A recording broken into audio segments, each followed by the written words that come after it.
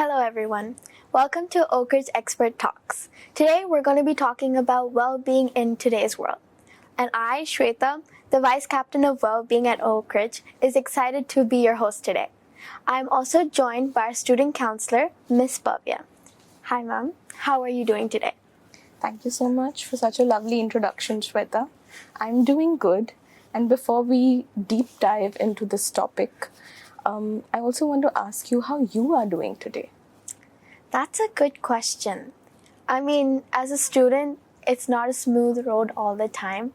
And I've had my fair shares of ups and downs, and I think it's hard to navigate through those obstacles that a student faces in their everyday lives. So it's hard to have a solid ground as to whether I'm okay or not because there's everything happening all at once. I absolutely agree. And thank you for being so honest and open about how you're feeling. It really matters. So I have a question. In today's world, we hear a lot about well-being. In your perspective, what does it really mean, especially for students? When we talk about well-being, it's a very broad term, but it also consists of a lot of little things from our day-to-day lives. So it includes our biological health, our social health, as well as our psychological health. So we can call it a triad. And when we talk about students, their well-being consists of these little choices that they make on an everyday basis, like how much time you spend on digital media, how much time you spend on social media, how much time you spend sleeping, how your eating habits are, what activities you indulge in on a day-to-day life. All of those little things matter. So I would say when it comes to well-being, try to take care of the little things that you involve yourself in on a day-to-day basis, for not just for the students, but also for the general population. So now that we're talking about well-being, what do you see as the main stressors one might struggle with the most? In my experience, what I've seen one struggles with the most in their day-to-day life are those little day-to-day activities that they indulge in and the little problems that come in the middle. So it can include your social life, which includes relationships with peers, family, romantic relationships. It includes your biological well-being, like sleep, how much you're sleeping, because you're giving also so much time to other areas of your life, like social life and social media. So that takes me to how much time you're spending digitally, how much digital footprint you're leaving. So all of these factors determine, how much stress a person experiences in their day-to-day life. And when it comes to students, there is this, and then there's one more added stress, which is academics, exams, friendships, peer pressure, there is perfectionism. So how much can a student handle?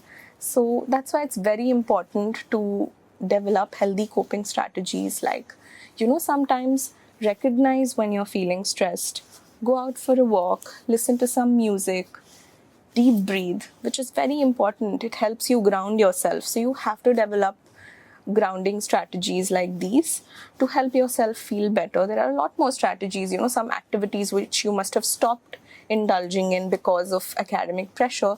Try to get back to that little by little every day.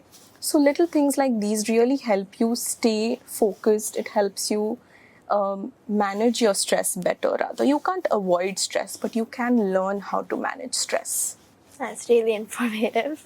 So now that we've discussed a few stressors in our day-to-day lives, we know that bouncing back can feel really tough.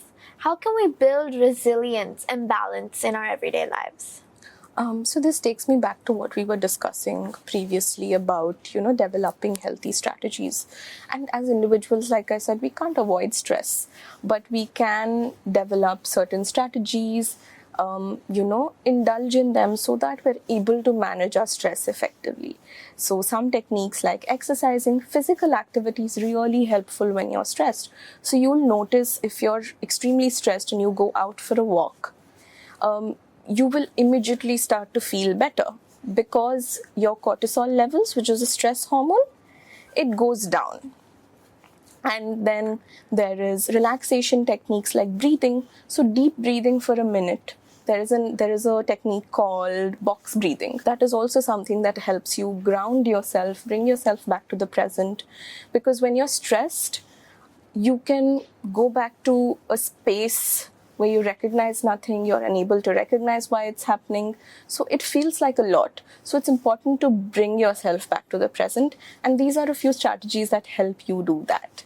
And I hope that people develop those strategies, especially students, because you carry so much weight every day. Weight of pressure, exams, parental pressure, peer pressure, all sorts of pressure you carry every day. So grounding yourself on a day-to-day basis can be very, very helpful. And even little things like listening to music, playing with your pet, these are all things that break away from that stress.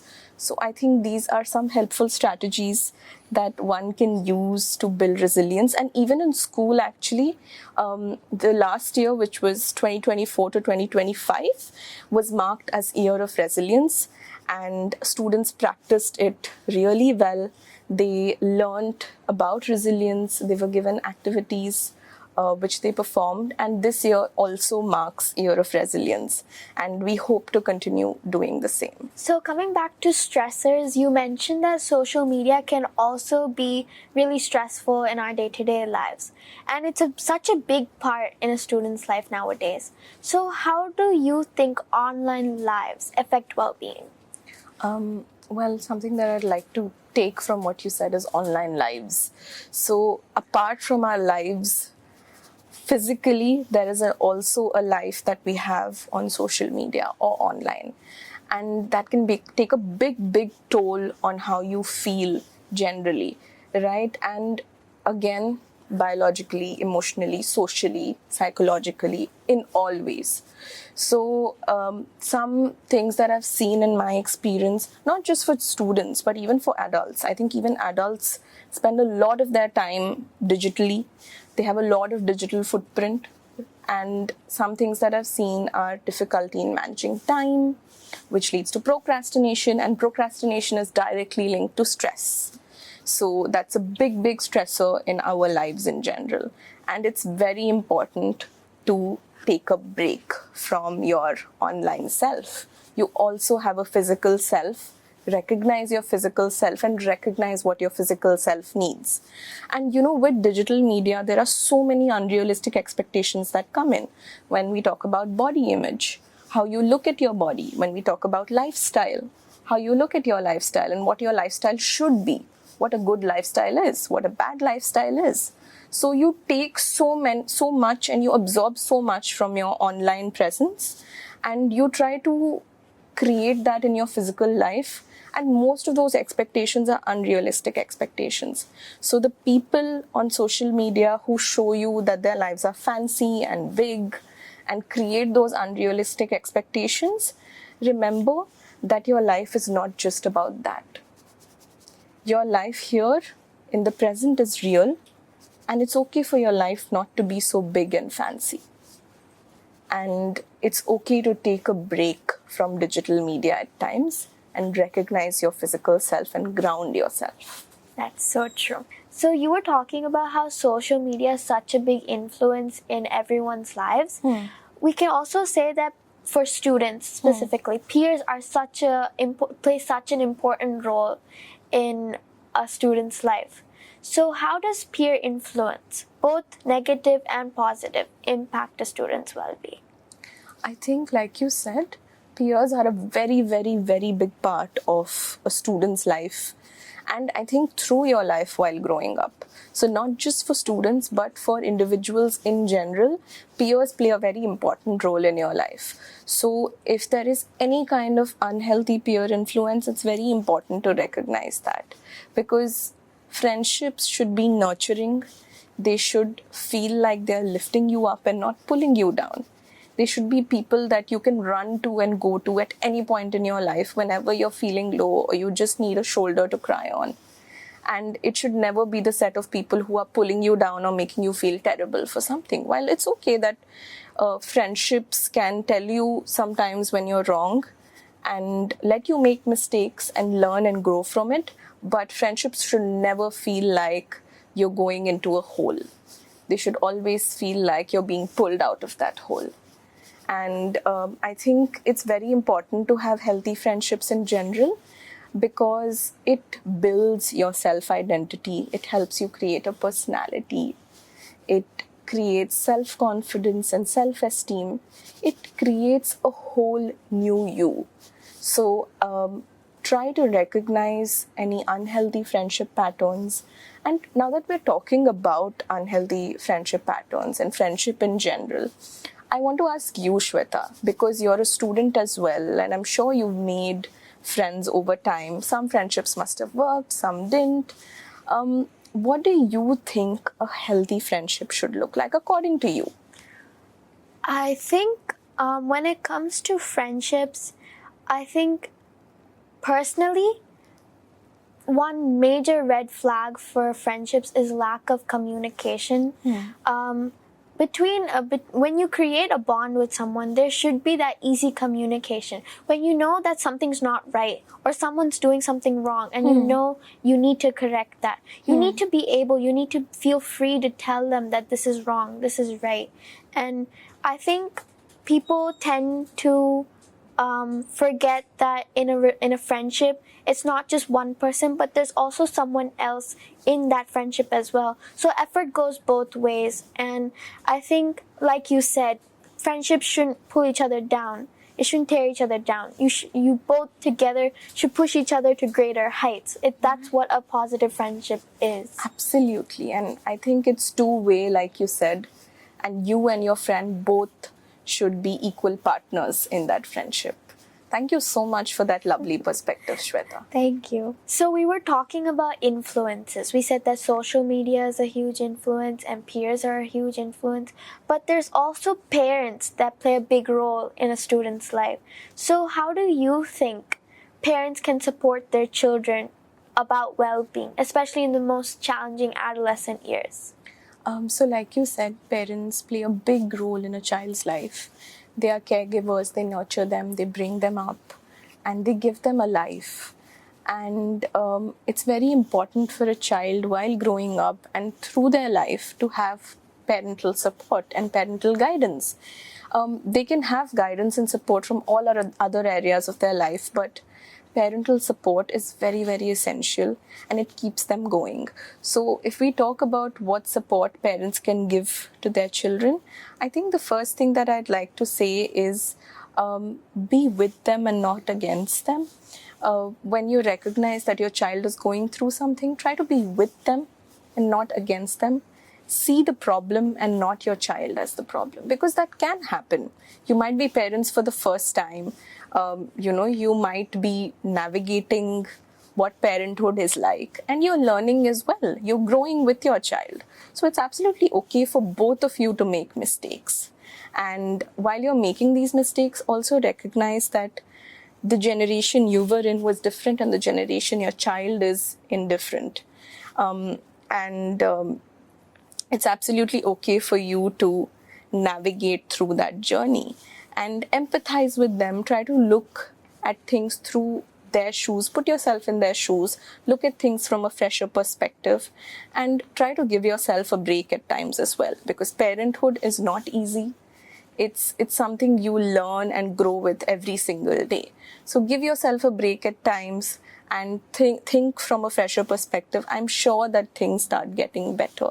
And I know that, there's just something that I want to say to all the parents. I know that you're giving your best and doing your best, and continue doing it that way. But also recognize that your child is also living life for the first time, and give them the chance to do so and support them through it all. So after home, a student spends most of their time in school. So how can an educator help create a supportive environment for students at school? I think a few little things that as an educator one can keep in check is the language that you're using around your students. While I know that we're mostly mindful about decorum and how we behave and what we say and what we do not in school, it's also essential to be mindful of what language you're using.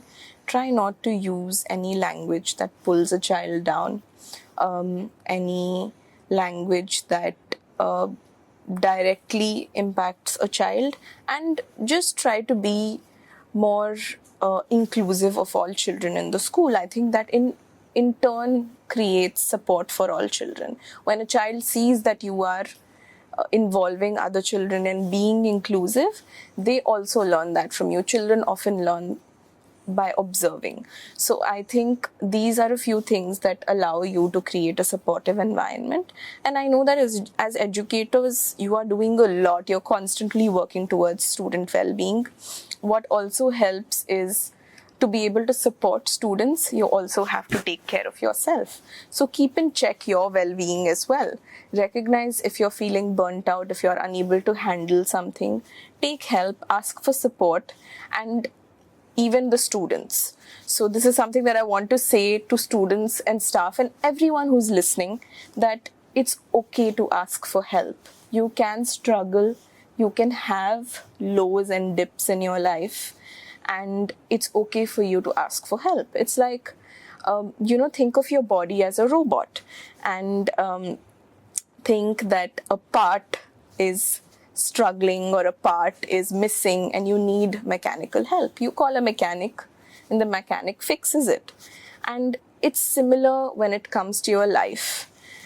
When your mind is going through something, it's okay for you to reach out to a psychologist, a therapist, or a student counselor, or anybody that you feel like is a safe space for you and can help you professionally.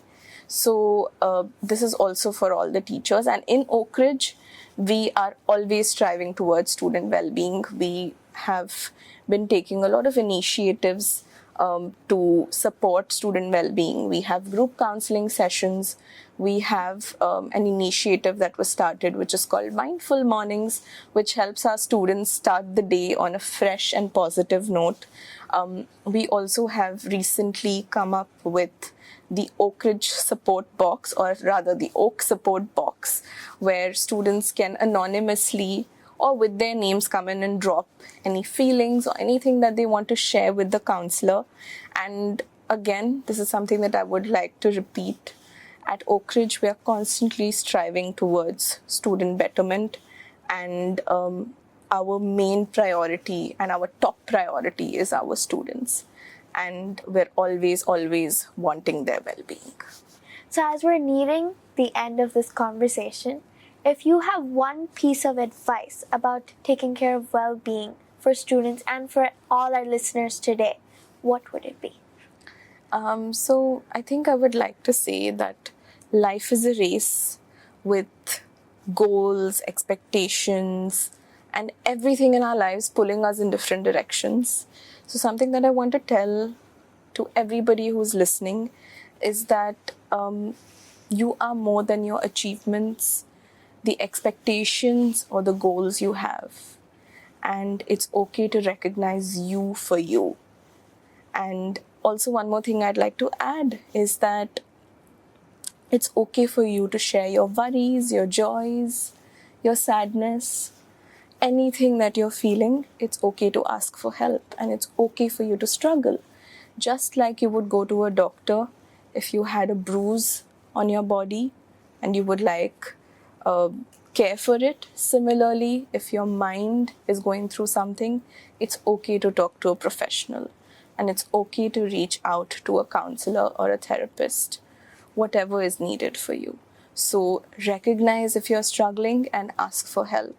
We're always here to support you. Help is just maybe a call away.